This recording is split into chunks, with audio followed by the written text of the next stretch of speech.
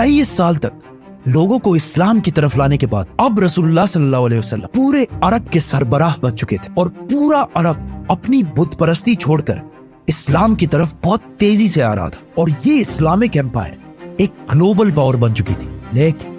इसका मतलब ये भी था कि अब मोहम्मद सल्लल्लाहु अलैहि वसल्लम की जिंदगी का मिशन कंप्लीट होने वाला था। अरब फतह करने के बाद ये खबर पूरी दुनिया तक पहुंची कि अरब में एक नबी आया है जिसने पहली बार पूरे अरब को एक ही खुदा के नाम पर यूनाइट कर दिया, जिसके बाद पूरी दुनिया में आप सल्लल्लाहु अलैहि वसल्लम के बारे में डिस्कशंस होने लगे और लोग आप सल्लल्लाहु अलैहि वसल्लम के बारे में जानने के लिए दूर दूर से आने लगे। जिसके बाद आप सल्लल्लाहु अलैहि वसल्लम अपनी जिंदगी के पहले और आखिरी हज की तरफ रवाना हुए और वहां उन्होंने हज्जतुल विदा का खुतबा दिया। इस खुतबे से सिर्फ 10 साल पहले जंगे बदर में आप सल्लल्लाहु अलैहि वसल्लम के साथ सिर्फ 313 लोग थे, लेकिन अब सिर्फ 10 साल बाद आप सल्लल्लाहु अलैहि वसल्लम के सामने 1 लाख से भी ज्यादा लोग खड़े थे, जिनमें हर रेस, व्हाइट, ब्राउन, ब्लैक सब खड़े थे। और वहां आप सल्लल्लाहु अलैहि वसल्लम ने दुनिया में सबसे पहले रेसिज्म को खत्म करने का हुक्म दिया और कहा कि किसी व्हाइट को किसी ब्लैक और किसी अरबी को किसी अजमी पर कोई फोकियत नहीं, और औरतों के हुकूक पर भी बात की। आप सल्लल्लाहु अलैहि वसल्लम ने उस दिन जो बातें की उनमें से कुछ आज भी यूएन चार्टर का हिस्सा है। इस खुतबे के आखिर में वहां खड़े सारे लोगों ने गवाही दी कि आप सल्लल्लाहु अलैहि वसल्लम ने दुनिया के आखिरी पैगंबर होने का हक अदा कर दिया है। हज करने के बाद आप सल्लल्लाहु अलैहि वसल्लम मक्का से मदीना की तरफ रवाना हुए। रास्ते में आप सल्लल्लाहु अलैहि वसल्लम ने मुसलमानों के इस पूरे काफिले को गदीर खुम का मशहूर खुतबा दिया, जिसमें हजारों मुसलमानों के सामने आप सल्लल्लाहु अलैहि वसल्लम ने फरमाया कि जिसका मौला मैं हूं उसका मौला अली है। इससे पहले गज़वा तबूक के मौके पर आप सल्लल्लाहु अलैहि वसल्लम हजरत अली रज़ियल्लाहु ताला अन्हु को अपनी जगह मदीना का लीडर बनाकर भी गए थे और आप सल्लल्लाहु अलैहि वसल्लम ने फरमाया था, अली की निस्बत मेरे साथ ऐसी ही है जैसे हारून अलैहिस्सलाम की मूसा अलैहिस्सलाम के साथ थी, लेकिन मेरे बाद कोई नबी नहीं आएगा। आप सल्लल्लाहु अलैहि वसल्लम ने वापस मदीना आकर एक फौज रोमन एम्पायर से जंग के लिए दोबारा तैयार की ताकि वो जंग मुता में शहीद होने वाले मुसलमानों का बदला ले सके, और इस फौज का लीडर ज़ैद बिन हारिसा के बेटे उसामा को बनाया, क्योंकि उनके वालिद ज़ैद बिन हारिसा जंग मुता में मुसलमानों के कमांडर थे और फिर उसी जंग में शहीद भी हुए थे। लेकिन अचानक एक दिन आप सल्लल्लाहु अलैहि वसल्लम की बीमारी शुरू हुई और आहिस्ता आहिस्ता ये बीमारी बढ़ती गई, जिसके बाद ये फौज आगे बढ़ने से रुक गई। बहुत सख्त बीमारी के बाद भी आप सल्लल्लाहु अलैहि वसल्लम मस्जिद नबवी में मुसलमानों को नमाज की इमामत कराते रहे, लेकिन आखिरी दिनों में आप सल्लल्लाहु अलैहि वसल्लम नमाज की इमामत भी ना कर सके और अबू बकर रज़ियल्लाहु ताला अन्हु को अपनी जगह नमाज पढ़ाने का हुक्म दिया। अपने आखिरी दिन आप सल्लल्लाहु अलैहि वसल्लम ने हजरत आयशा रज़ियल्लाहु ताला अन्हा के हुजरे में गुजारे, जो मस्जिद नबवी के बिल्कुल अटैच एक कमरा था। लेकिन इसके बाद आप सल्लल्लाहु अलैहि वसल्लम की बीमारी बढ़ती गई और अचानक एक दिन हजरत आयशा रज़ियल्लाहु ताला अन्हा के घर से आवाज आई कि आप सल्लल्लाहु अलैहि वसल्लम इस दुनिया से रहलत फरमा चुके हैं, जिस पर मदीना के लोग हैरान हो गए कि ये कैसे हो सकता है, क्योंकि उस वक्त आप सल्लल्लाहु अलैहि वसल्लम की उम्र सिर्फ 61 साल थी आज कल के कैलेंडर के मुताबिक, और इस्लामिक कैलेंडर के मुताबिक उनकी एज 63 साल थी। आहिस्ता आहिस्ता ये खबर पूरे मदीना में फैलती गई और मदीना के लोग जोर जोर से रोने लगे, जिस पर हजरत उमर रज़ियल्लाहु ताला अन्हु को गुस्सा आया और उन्होंने अपनी तलवार निकाली और कहा कि जो भी कहेगा कि रसूलुल्लाह सल्लल्लाहु अलैहि वसल्लम जिंदा नहीं है तो मैं उसका सर कलम कर दूंगा। वो हजरत मूसा अलैहिस्सलाम की तरह कुछ अरसे के लिए गए हैं और फिर वापस आ जाएंगे, क्योंकि फिरौन की गुलामी से आजाद होने के बाद जब बनी इसराइल डेजर्ट में 40 साल तक फिर रहे थे, हजरत मूसा अलैहिस्सलाम अपनी उम्मत को छोड़कर 40 दिन तक कोहे तूर पर अल्लाह से बात करने के लिए गए थे, जिसके बाद उनकी उम्मत बनी इसराइल ने यह सोचा था कि हजरत मूसा अलैहिस्सलाम वफात पा चुके हैं, लेकिन असल में मूसा अलैहिस्सलाम जिंदा थे और 40 दिन के बाद वापस आ गए थे। इसीलिए हजरत उमर रज़ियल्लाहु ताला अन्हु ने भी यही कहा कि रसूलुल्लाह सल्लल्लाहु अलैहि वसल्लम अल्लाह से मिलने के बाद वापस आ जाएंगे, और ये वो इसलिए कह रहे थे क्योंकि रसूलुल्लाह सल्लल्लाहु अलैहि वसल्लम हमेशा कहा करते थे कि एक दिन हम मुसलमान रोमन और पर्शियन एम्पायर दोनों को फतह करेंगे और मुसलमान दुनिया की सबसे ताकतवर कौम बनेगी। तो अब ये कैसे हो सकता था कि ये सब हुए बगैर आप सल्लल्लाहु अलैहि वसल्लम मुसलमानों को छोड़कर चले जाए। लेकिन हजरत उमर रज़ियल्लाहु ताला अन्हु को इस बात का पता नहीं था कि एक दिन अल्लाह उन्हीं के हाथों ये सारे इलाके फतह करेगा। हजरत उमर रज़ियल्लाहु ताला अन्हु तलवार लेके मस्जिद नबवी में खड़े रहे, जबकि अबू बकर रज़ियल्लाहु ताला अन्हु जो रसूलुल्लाह सल्लल्लाहु अलैहि वसल्लम के सबसे क्लोज दोस्त थे, वो अपनी बेटी हजरत आयशा रज़ियल्लाहु ताला अन्हा के हुजरे में आप सल्लल्लाहु अलैहि वसल्लम के पास गए, उनके माथे पर बोसा दिया।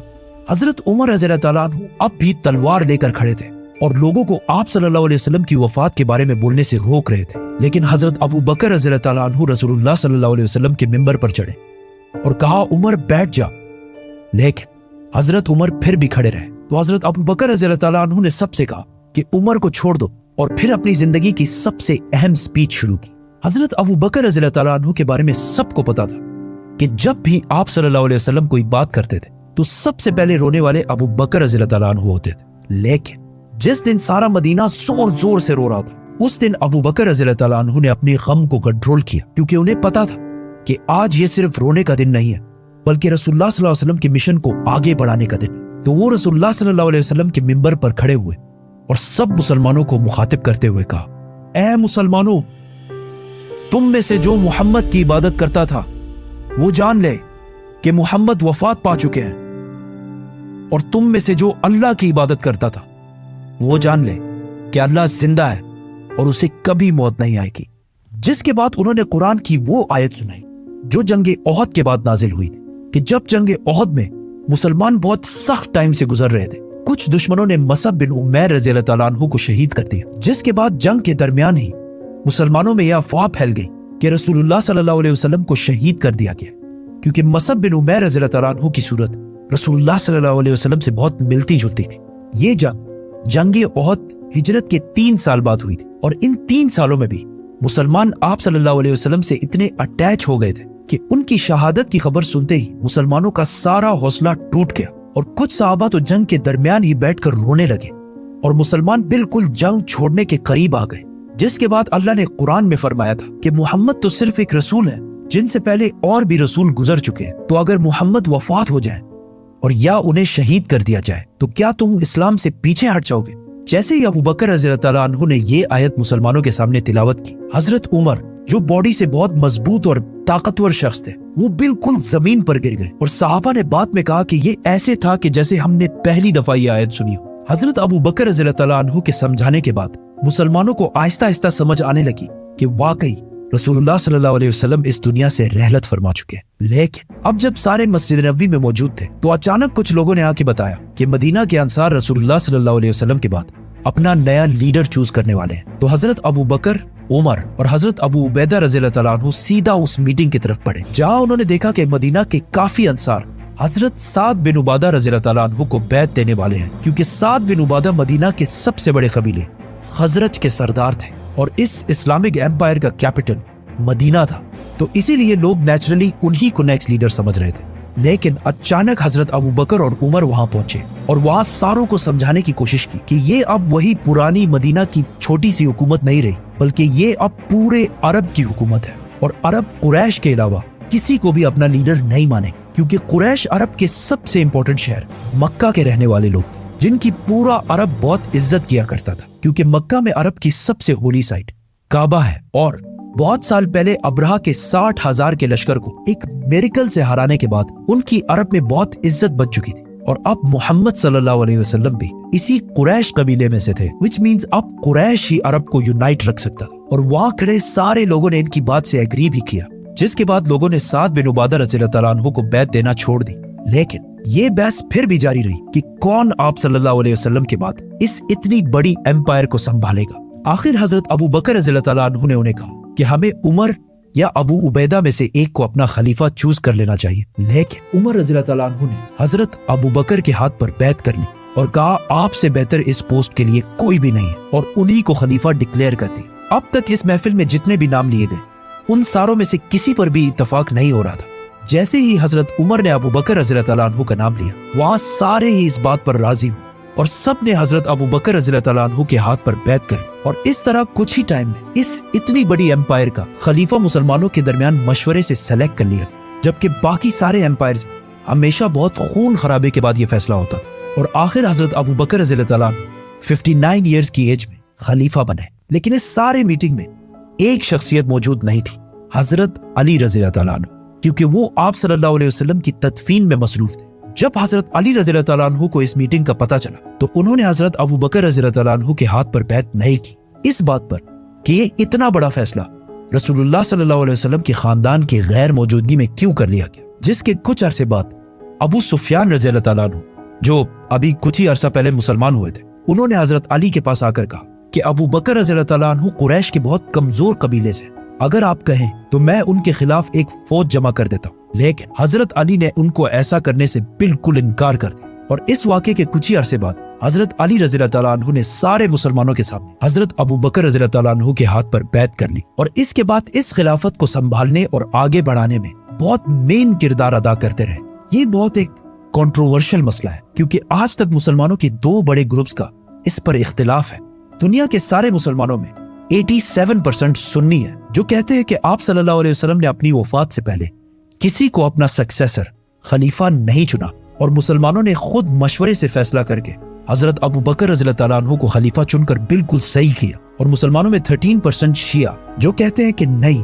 آپ صلی اللہ علیہ وسلم نے حضرت علی رضی اللہ تعالیٰ عنہ کو غدیر خم کے خطبے میں کلیئرلی اپنے بات نیکسٹ خلیفہ ڈکلیئر کر دیا تھا۔ یہ ان دونوں سائڈز کے ویوز ہیں۔ آپ صلی اللہ علیہ وسلم کے بعد مسلمانوں کے پہلے خلیفہ ابو بکر رضی اللہ تعالیٰ عنہ بنے۔ خلیفہ بننے کے بعد حضرت ابو بکر رضی اللہ تعالیٰ عنہ اگلے ہی دن اپنی کپڑوں کی دکان پر آئے تو صحابہ نے پوچھا کہ آپ یہاں کیا کر رہے ہیں؟ تو انہوں نے کہا اگر میں کاروبار نہیں کروں گا تو اپنی فیملی کو کیسے کھلاؤں گا؟ جس پر مسلمانوں نے کہا کہ ہم آپ کی کوئی تنخواہ سیلری سیٹ کر دیتے ہیں، جس پر ابو بکر رضی اللہ تعالیٰ عنہ نے کہا تو پھر میری سیلری ایک عام مزدور کے سیلری کے برابر سیٹ کی جائے۔ لیکن صحابہ نے کہا کہ مزدور کی سیلری تو بہت کم ہوتی ہے، تو حضرت ابو بکر رضی اللہ تعالیٰ عنہ نے کہا تو پھر مزدور کی سیلری کو بڑھایا جائے۔ اور اس طرح ان پرنسپلز پر اب اسلام کی پہلی خلافت راشدہ شروع ہوئی۔ ابو بکر رضی اللہ تعالیٰ عنہ نے خلیفہ بنتے ہی سب سے پہلے وہ فوج روانہ کی جو آپ صلی اللہ علیہ وسلم کی بیماری کی وجہ سے رک گئی تھی، اور باقی سارے کاموں کو بھی اسی طرح کنٹینیو رکھا جس طرح پہلے ہوا کرتے تھے۔ لیکن یہ کوئی آسان کام نہیں تھا، کیونکہ اب تک مسلمانوں میں بہت سارے منافقین شامل تھے، اور وہ اس سے پہلے صرف اس لیے چپ رہتے تھے کیونکہ رسول اللہ صلی اللہ علیہ وسلم اللہ کے رسول تھے اور انہیں جبرائیل کی طرف سے بہت ساری باتوں کا پہلے سے پتہ چل جاتا۔ لیکن اب لوگوں میں یہ کانفیڈنس آ گیا کہ اب جب رسول اللہ صلی اللہ علیہ وسلم نہیں تو ہم زکوٰۃ بھی نہیں دیں گے، کیونکہ منافقوں کے لیے اپنے مال میں سے پیسہ دینا بہت مشکل کام ہوتا ہے۔ اینڈ ناٹ اونلی دیٹ، کچھ لوگوں نے آپ صلی اللہ علیہ وسلم کی اتنی عظیم کامیابی دیکھ کر اسے کاپی کرنے کی کوشش کی اور نبوت کا جھوٹا دعویٰ کر دیا، جن میں سے ایک کا نام تھا مسلمہ کذاب۔